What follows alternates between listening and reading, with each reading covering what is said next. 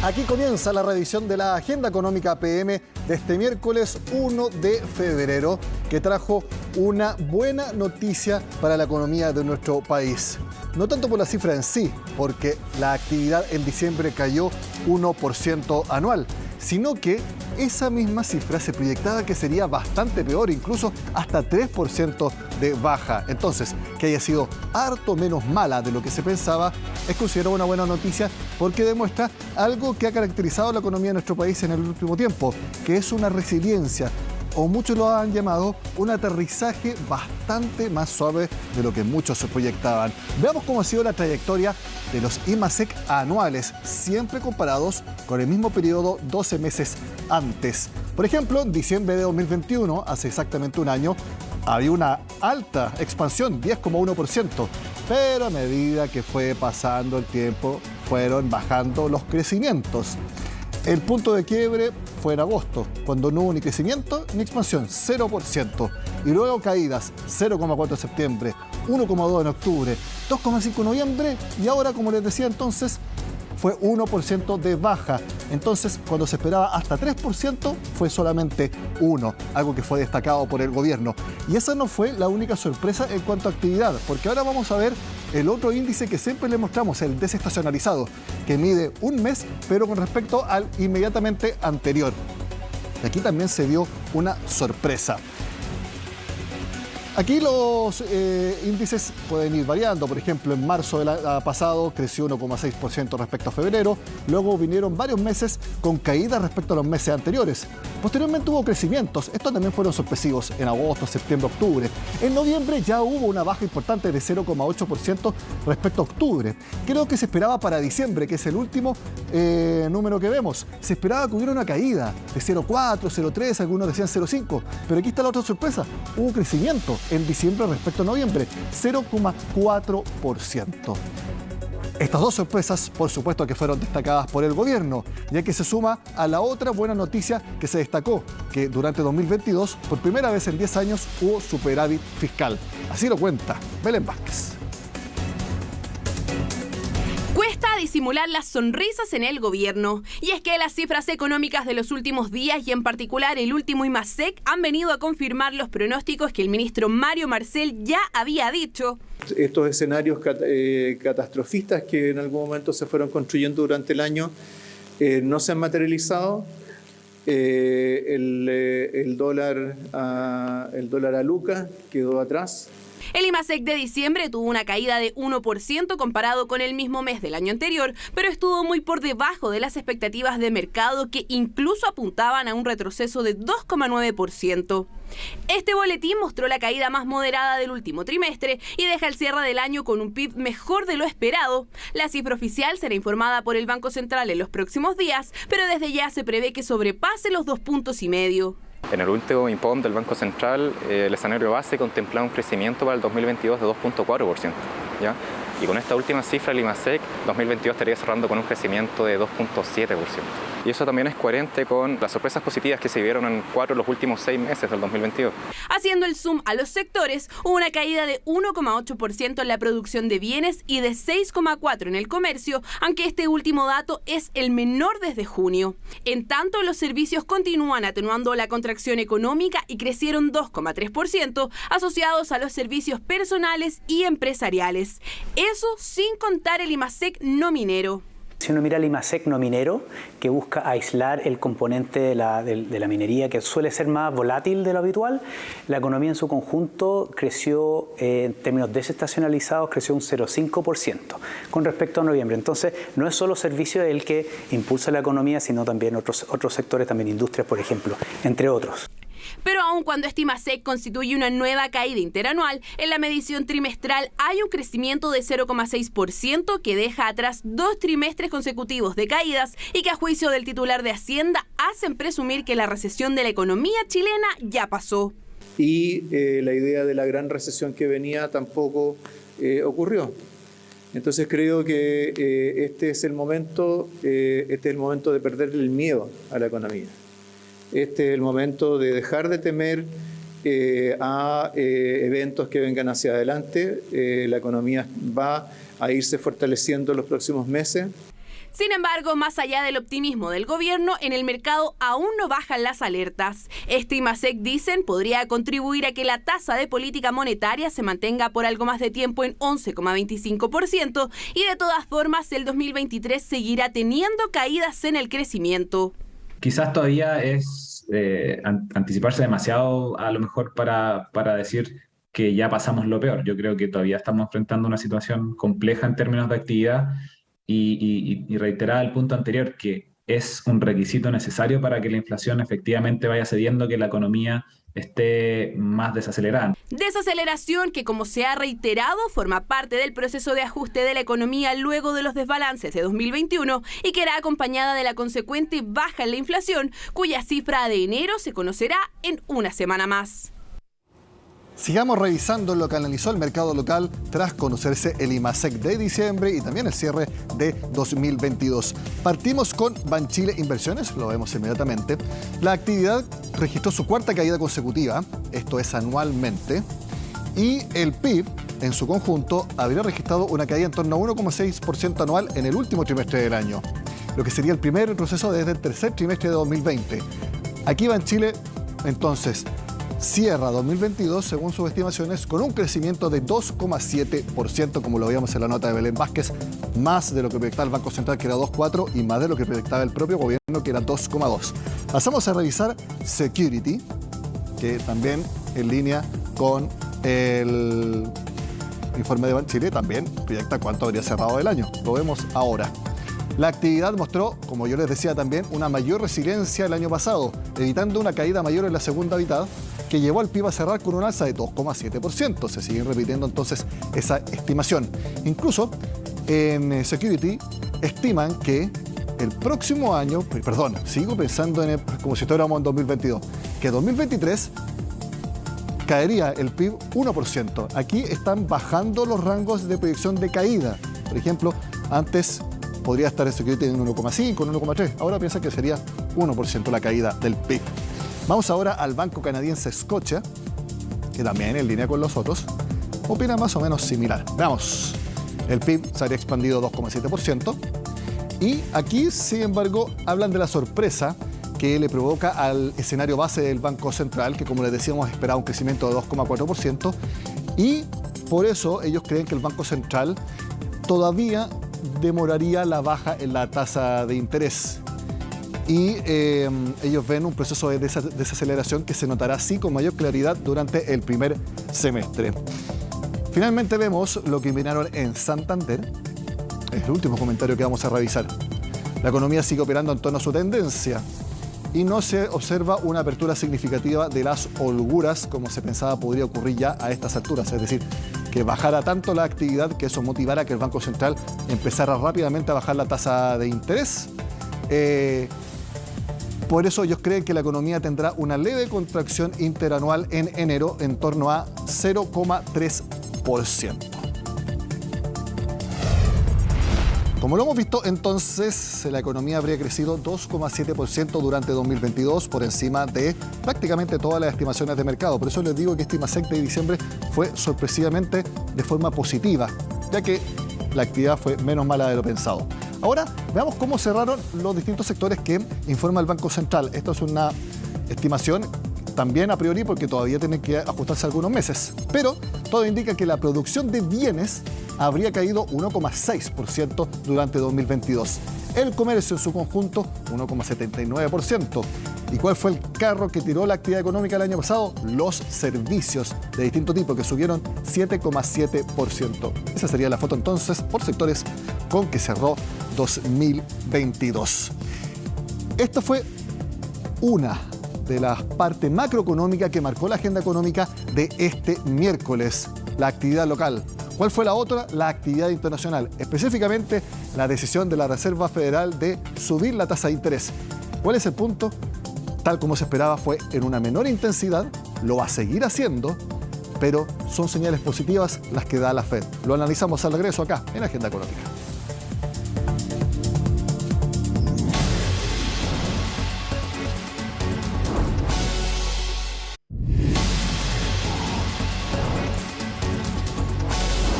La de este miércoles también fue una agenda macroeconómica internacional porque la Reserva Federal de Estados Unidos cumplió con lo proyectado y subió la tasa de interés en 25 puntos base o 0,25 puntos porcentuales como aparece en pantalla. Se elevó al rango entre 4,50 y 4,75%. Esto es un cambio importante porque las 4 reuniones anteriores la Fed había subido la tasa de interés el triple de lo que lo hizo ahora, cada vez en 75 puntos base.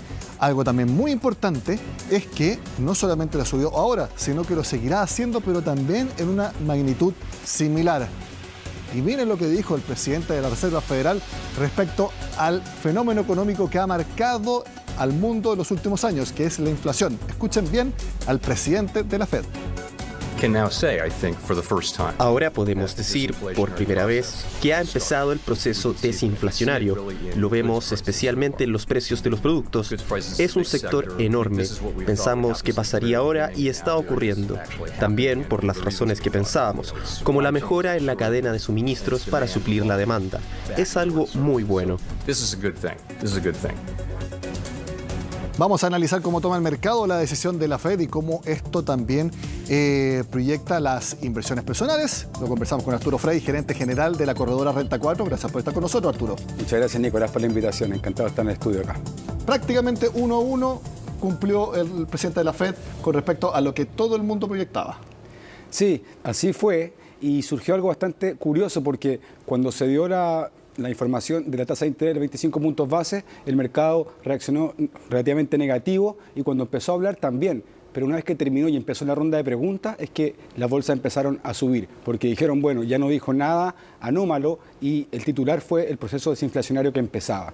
Y eso hizo que los activos por riesgo en general se fueran apreciando, lo cual puede llevar a tomar diferentes decisiones de inversión a las que había antes de la reunión. Sí, de hecho, de la bolsa de Nueva York, el S&P subió 1%, Nasdaq también subió 2%, y eso a mí me llamó la atención porque cuando solamente se cumple lo que se esperaba, prácticamente no hay mayor movimiento para arriba o para abajo, porque eso ya lo había internalizado el mercado.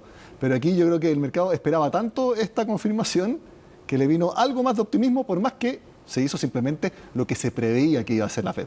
Sí, es que hay dos cosas. Uno, lo de la tasa, que eso fue lo que se preveía, pero después fue el discurso. Y el discurso fue más suave de lo que se esperaba. Y eso fue lo que le gustó a los mercados. Ahora, que la Fed tenga la razón es algo que está por verse. Recordemos que la Fed había dicho que la inflación no iba a llegar y que el crecimiento estaba boyante. Ambos temas fueron cuestionables y ahora ha dicho que empezó el proceso desinflacionario. Si creemos que la Fed tiene la razón y se alinea con los inversionistas, porque venían algo con una dicotomía, los inversionistas venían muy optimistas y la Fed venía muy dura. Ahora se ha alineado un poco el discurso, eso hizo que los activos por riesgo subieran y eso nos va a llevar, como te digo, a tomar decisiones de inversión probablemente distintas a las que se habrían tomado con un tono distinto. ¿Qué decisión de inversión para las personas que nos están viendo pueden cambiar o sería recomendable cambiar después de lo que pasó hoy día? Bueno, primero hay que evaluar algunos aspectos generales.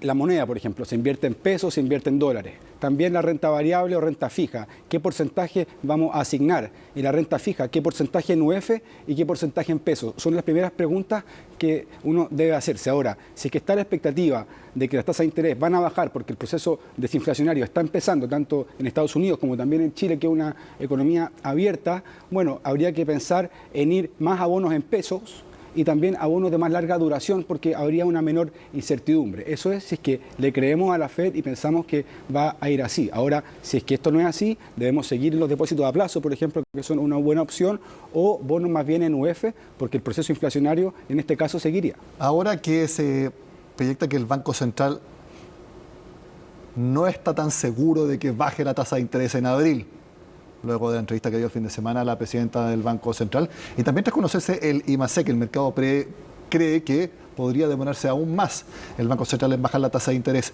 Eso sigue dando pie a que los depósitos a plazo renten bastante. Sí, o sea, en este entorno esa es una buena alternativa. Te diría que la mejor en nuestro juicio para un perfil conservador. El Banco Central está siendo muy prudente, como lo ha sido desde el año pasado, subiendo las tasas más que más que los otros bancos y sobre todo planteándose la inflación subyacente como un desafío, que es algo que no se ha observado lo suficientemente y se ha cantado victoria un poco por la inflación general, que incluye energía y alimentos que son más volátiles, pero vemos el mar de fondo, esa inflación subyacente que sigue subiendo. Y es ahí donde hay una especie de contradicción entre lo que dice el Banco Central y lo que está diciendo también el ministro Marcel, que dice que la economía viene fuerte y que la inflación ahora ya estaría cayendo más. Ahí hay una especie de contradicción que bueno, los días y el tiempo van a ir diciendo en el fondo. ¿Ustedes también creen que podría ser una buena opción invertir en pesos? Tú diste las razones, pero también porque ven al dólar siguiendo con esta trayectoria de baja. De hecho, hoy bajó más de 10 pesos y cerró en 784. Sí, aquí en el dólar peso se han producido dos factores que han ayudado a nuestra moneda y el mejor termómetro de la economía es su moneda, así que en ese sentido muy bien por Chile. Primero, los factores internos con lo de la nueva constitución y también IMASEC mejor de lo esperado. Y por otro lado, el dólar debilitándose a nivel global, también por otras circunstancias, principalmente por el debilitamiento de su economía. Hablando de la fortaleza de la economía nacional, el hecho de que se haya confirmado el primer superávit fiscal en una década, ¿también a ustedes como actores del mercado les da más confianza de la capacidad de nuestra economía y sobre todo de la conducción económica del gobierno? Bueno, es una buena señal, pero también hay que ver cuáles son los motivos que han hecho este superávit. Si lo vemos que tiene mucho que ver con los precios de los commodities, del cobre y del litio, podemos decir que puede ser algo más bien extraordinario y que habría que ver qué es lo que hay de fondo y cómo se está avanzando en otros temas. En ese sentido, se han hecho algunas cosas buenas y por supuesto que hay otras por mejorar. Ya. Volvamos a las recomendaciones de inversión. Ya, puede ser pesos más que dólares. Bueno, todavía los depósitos a plazo. Y también mencionaste los bonos de más larga duración, si es que uno cree que al final la moneda chilena va a estar más fortalecida. Te quiero preguntar también sobre la renta variable. Porque si uno ve lo que sucedió hoy, uno dice, podría ser una buena opción aumentar la exposición a la renta variable. Ya no sería tan riesgoso después de lo que vivimos hoy día. ¿Es el análisis que ustedes hacen? Es súper importante este punto y qué bueno que lo mencionas, porque no hay que dejarse llevar solamente por esta rentabilidad nominal de la renta fija de corto plazo, sino que hay que mirar también un poco más allá, sobre todo los horizontes de inversión de más largo. Y en ese sentido, la renta variable va a ser el activo ganador para nosotros en el futuro, donde las empresas generan valor y es muy importante para nosotros estar inmersos en las megatendencias, o sea, todo lo que son ETF ligado a la salud, a la biotecnología, a la electromovilidad, incluso al litio, son sectores que creemos que en el largo plazo hay que estar y por eso un portafolio que esté bien diversificado también debe tener renta variable, sobre todo a largo plazo, inmersa en megatendencias. O sea, una renta variable con empresas que no estén expuestas al ciclo económico, sino que a su valor agregado del rubro donde operan. Exacto, estamos en una economía en K, de ganadores exponenciales y perdedores exponenciales. Dentro de una misma industria uno puede ver empresas muy exitosas y otras que no les va nada bien. Entonces, en ese sentido, es muy importante lo que le estaba mencionando, esa selectividad y finalmente estar inmerso en megatendencias de largo plazo, más allá de los movimientos de corto plazo del mercado. Y en el movimiento de corto plazo, ¿es recomendable algo de renta variable después de lo que pasó hoy día?